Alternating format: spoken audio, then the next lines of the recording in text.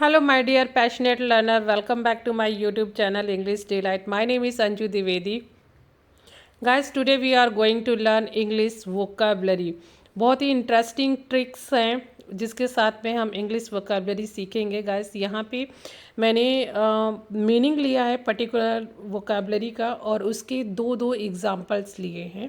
सो चलिए स्टार्ट करते हैं। और before starting the video I would like to share some tricks to learn English vocabulary. Okay, first thing, guys, don't try to learn everything. Suppose that we are learner, so there is no need to learn advanced English vocabulary. Okay, means we have to first learn easy vocabulary so that we can easily simply use in our conversation. There is no need to learn advanced structures, advanced vocabulary, because जैसे कि अगर मैं पानी की बात करूँ, हिंदी में पानी बोलते हैं, और जल जो वर्शिप पर्पस के लिए जब हम यूज़ करते हैं तो पानी या जल, और इंग्लिश में उसको वाटर। लेकिन हिंदी में अगर हम पानी के सिनोनियम्स देखें तो there are many synonyms, means नीर, तोय। तो हमें हिंदी में तो पता है कि इनको कोई यूज़ नहीं करता है, लेकिन ऑन द अदर हैंड अगर हम इंग्लिश में देखें तो बहुत सारी वोकेबलरी हैं। सेम यही वहाँ पे भी फंडा अप्लीकेबल होता है। तो हमें ज़रूरत नहीं है कि सारे सिनोनियम्स हमें याद करने की ज़रूरत है। Only what is the need to learn, जो मार्केट में चल रहा है इस समय और जो थोड़ा सा ट्रेंडी है, बोलने में अच्छा लगता है, लोग यूज़ कर रहे हैं, सिंपल, वो हमें यूज़ करना है। सो फर्स्ट ट्रिक ये थी हमारी। सेकेंड, वही गैस जो मैंने बताया कि choose the right vocabulary, means एक पर्टिकुलर वर्ड के ढेर सारे मीनिंग होते हैं। जैसे कि अब छोटा सा एग्जांपल मैं लूँगी, बिग। बिग मीन्स बड़ा, तो उसका अगर हम देखें तो लार्ज हो गया आपका, enormous, tremendous, means there are so many things. लेकिन हमें क्या पर्टिकुलर किस वे में हमें बात करनी है, कहाँ पे यूज़ करना है, उस हिसाब से हमें एक वर्ड मीनिंग के 3-4 सिनोनियम्स भी अगर आते हैं तो that's sufficient for us. Most important things guys, organise your vocabulary, it's very important, you know. Means हमने जो भी लर्न किया है, अगर हम उसको एक प्रॉपर वे में ऑर्गेनाइज नहीं करेंगे तो after 3-4 days we will forget. तो करना हमें क्या है कि जो भी हम लर्न करते हैं 2 या 3 vocabulary on daily basis, first of all we should make sentences और स्टोरी ऑन दैट, और उनको हमें प्रॉपर नोट डाउन करके रखना है, क्योंकि माइंड से स्किप हो जाती हैं। लेकिन अगर आप कहीं पे उसको नोट डाउन करके रखेंगे तो ऑफकोर्स 3-4 दिन बाद आप रिपीट करेंगे तो वो आपके माइंड में स्टक हो जाएंगी, और वेन एवर आप उनको कभी इन फ्यूचर यूज़ करेंगे तो automatically it will come out from your mind. Okay, so organisation it's very important. So guys, ये मुझे आपके साथ शेयर करना था। Let's move to our video. और फर्स्ट वोकेबलरी यहाँ पे है guys, fair weather friend. Fair weather friend means, अगर हम हिंदी में बोलें तो सुख का साथी। A person whose friendship cannot be relied on his times of difficulty, means a person जिसकी फ्रेंडशिप को आप आपके बैड वक्त पे, जब भी आप you are going through your bad time, उस टाइम पे रिलाइट नहीं कर सकते, मीन्स ट्रस्ट नहीं कर सकते हो। यहाँ पे Relight means you can't trust anymore. So, and you can say relied means dependency, if you are depend on anyone, and you can't do anything without means a person or situation, so you are rely on that। rely on that means we can say कि हम उस पर trust कर सकते हैं। सो ऐसा friend जो कि जिस पे डिफ़िकल्टी के टाइम पे आप अपने बैड टाइम के टाइम पे उस पे ट्रस्ट नहीं कर सकते हैं। सो उसको आप कहेंगे फेयर वेदर फ्रेंड। मतलब जब सारा कुछ अच्छा चल रहा है आपके साथ में तब तो वो आपसे बड़ी बड़ी बातें करेगा, लेकिन जैसे ही आपको उसको पता चलेगा कि हाँ you are going through something means it's not in your favour, आपको मनी की रिक्वायरमेंट है या किसी चीज़ की आपको रिक्वायरमेंट है, उस टाइम पे वो आपको डिनाई कर देगा। तो जिस टाइम पे आपका सारा कुछ अच्छा रहेगा उस टाइम पे वो आपके साथ रहेगा, बड़े बड़े दावे करेगा। लेकिन जैसे ही उसको पता चलेगा कि हाँ अभी आपको किसी चीज़ की रिक्वायरमेंट है तो उस टाइम पे वो आपको मतलब एक तरीके से लीव कर देगा या फिर फ्लिप हो जाएगा। तो उसको कहते हैं fair weather friend. First example है, you can't rely on Meera. Meera पे आप विश्वास नहीं कर सकते हैं। She is strictly a fair weather friend. वो एक फेयर वेदर मतलब पूर्ण रूप से वो एक फेयर वेदर फ्रेंड है। सेकेंड एग्जांपल है, when I was rich I had a million friends. जब मैं अमीर था तो मेरे पास मिलियन फ्रेंड्स थे, but now I am poor and I know they were only fair weather friends. अब मैं गरीब हूँ और मुझे पता है कि जो भी वो मेरे पास मिलियन फ्रेंड्स थे वो सारे के सारे फेयर वेदर फ्रेंड्स थे। Okay guys. सेकेंड हमारी वोकैबलरी है वेले। वेले मीन्स होता है कि किसी का रास्ता रोका जाना। सो इसका मीनिंग है to stop somebody who is going somewhere in order to talk to them और attack them. Means waylay, if you are going somewhere और कोई आपको रोकता है इन ऑर्डर टू के उद्देश्य से कि या तो आप पे उसको अटैक करना है या वो आपसे बात करना चाहता है, तो इन ऑर्डर टू टॉक और अटैक। फर्स्ट एग्जाम्पल है, I was valid.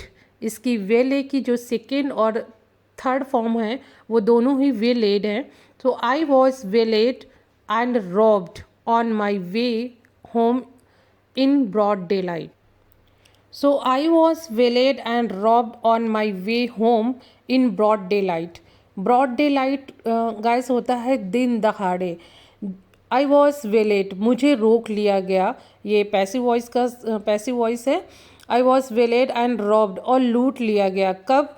On my way home in broad day, जब मैं अपने घर आने को था या आ रहा था उस टाइम पे दिन दहाड़े मेरा रास्ता रोक लिया गया और मुझे लूट लिया गया। ओके। सेकेंड एग्जाम्पल है, we were waylaid by a group of kids with water balloons on the day of Holi. इसमें ये है कि कुछ बच्चों के ग्रुप के द्वारा हमें रोक लिया गया। कब रोक लिया गया?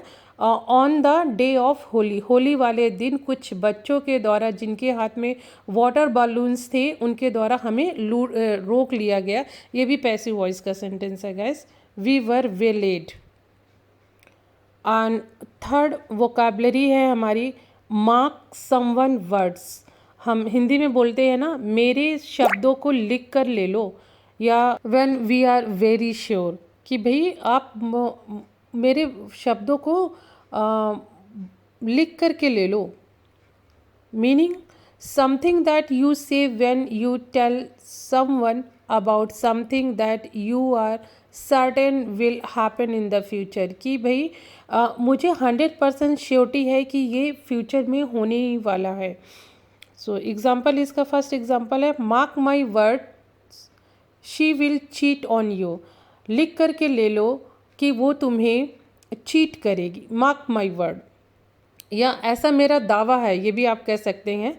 Mark my word she will cheat on you. Second है, mark my words if you practise daily you will definitely learn English.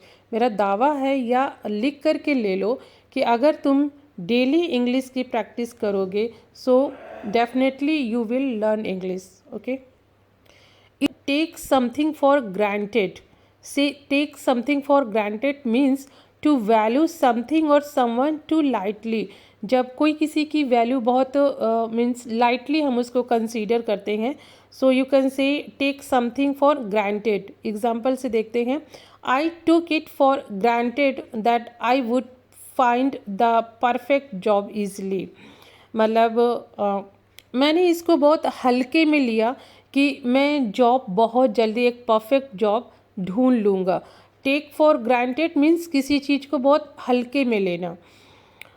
Second example है I took for granted that they would pay for their share of dinner but I was wrong. ये है कि भाई कोई party में गए होंगे कॉन्ट्री करके, और उन्होंने सोचा कि वो अपना बिल खुद ही देंगे जिनका भी जितना भी उनके हिस्से में आया है, बट उन्होंने ऐसा नहीं किया। तो ये कह रहे हैं कि आई टुक फॉर ग्रांटेड, मतलब मैंने सोचा था ऐसा that they would pay for their share of dinner but ऐसा नहीं हुआ। आई वॉज रॉन्ग, मैं गलत थी, मैंने इस चीज़ को हल्के में ले लिया कि वो ऐसा करेंगे, बट ऐसा हुआ नहीं। ओके गाइस, नेक्स्ट है फॉर द टाइम बीइंग। ये हम बहुत यूज़ करते हैं। For the time being meaning होता है for a short period of time from now but not permanently, मतलब कुछ टाइम के लिए है, परमानेंटली नहीं होता है। तो वहाँ पे हम यूज़ करते हैं फॉर द टाइम बीइंग। और एग्जाम्पल, इसका फर्स्ट एग्जाम्पल है शीज़, यहाँ पे कॉन्ट्रैक्शन है सी और हैज़ का। She has put her career on hold for the time being. उसने अपना जो करियर है उसको कुछ टाइम के लिए होल्ड कर दिया है। फॉर द टाइम बीइंग, कुछ टाइम के लिए उसने अपना करियर, अपनी जॉब को होल्ड कर दिया है due to some reason. Second example है we will think about buying a bigger car next year but for the time being we will carry on with this one. मतलब अब ये है कि हम नेक्स्ट ईयर है जो बड़ी कार बाय करेंगे, लेकिन अभी कुछ टाइम के लिए हम इसी कार से अपना काम चलाएंगे for the time being.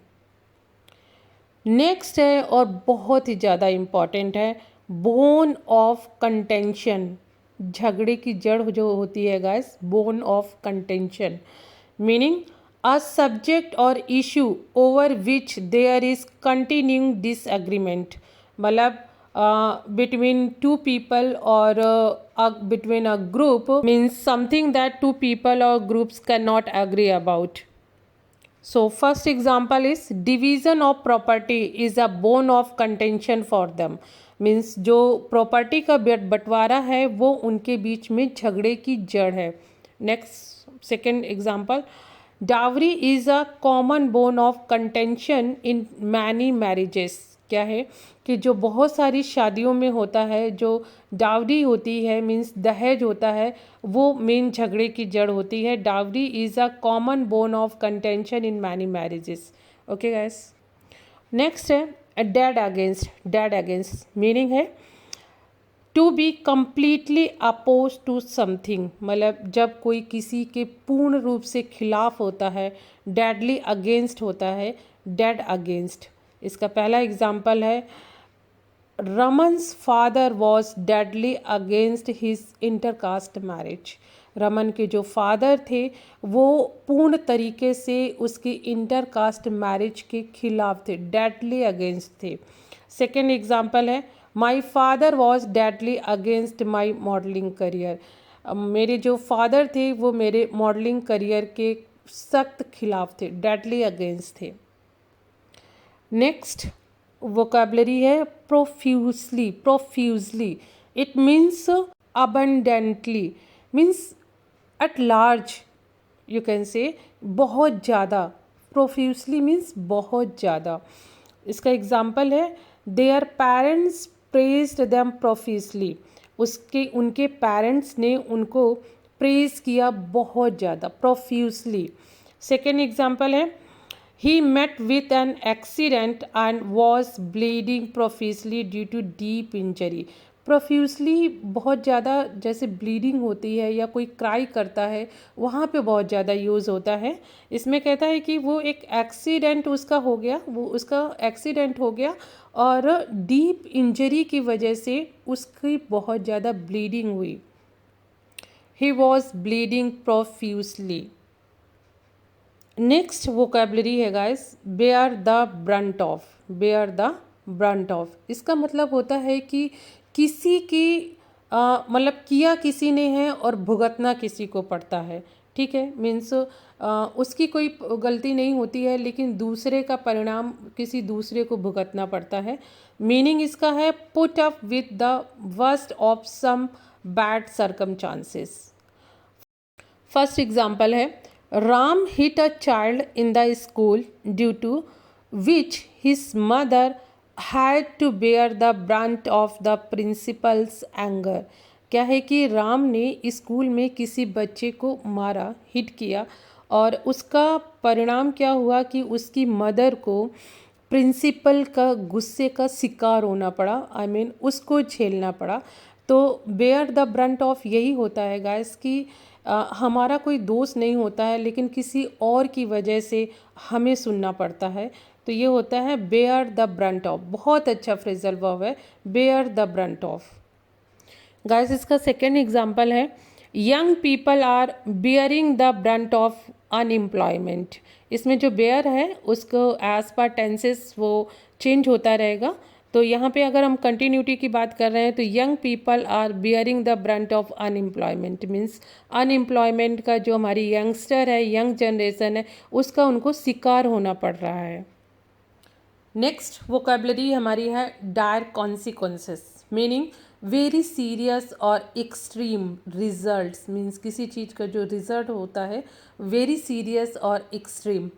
First example, if he doesn't listen to the kidnappers there could be dire consequences. अगर उसने किडनैपर्स को वो नहीं सुनता तो उसका परिणाम कुछ बहुत ही भयानक हो सकता था। सेकेंड एग्जाम्पल है, दे वर threatened with dire consequences if they did not heed that advice। इसका मतलब है कि अगर इट मीन्स कि अगर वो उनकी बात नहीं मानते तो उनको गंभीर परिणाम भुगतने की धमकी दी गई। Means they were threatened with dire consequences, मतलब if they did not heed that advice, अगर वो उनकी सलाह नहीं माने तो उनको गंभीर परिणाम भुगतने की धमकी दी गई। ओके गाइस, सो ये आपका था डायर कॉन्सिक्वेंसेस, मीन्स गंभीर परिणाम, रिजल्ट वेरी सीरियस और एक्सट्रीम। सो ये गाइस था हमारी आज की वीडियो, जिसमें हमने important very essential day to day life conversation vocabulary हमने लर्न की। आई होप गाइस कि आप लोगों ने ये इन्जॉय किया होगा, सेशन को लर्न किया होगा। गाइस ये पूरी वोकेबलरी आप लर्न कर लो, बहुत ज़्यादा इम्पॉर्टेंट है और हमारी डे टू डे कन्वर्सेशन में बहुत ज़्यादा extremely we use this vocabulary. So guys let's meet our in new video, next video, and till then guys keep practicing, keep learning। और गाइस प्लीज़ अगर वीडियो आपको पसंद आते हैं तो प्लीज़ लाइक एंड सब्सक्राइब कीजिए, रियली इससे मुझे बहुत ज़्यादा मोटिवेशन मिलता है। So let's meet our next video, till then keep practising, keep learning, have a nice day, thank you so much guys.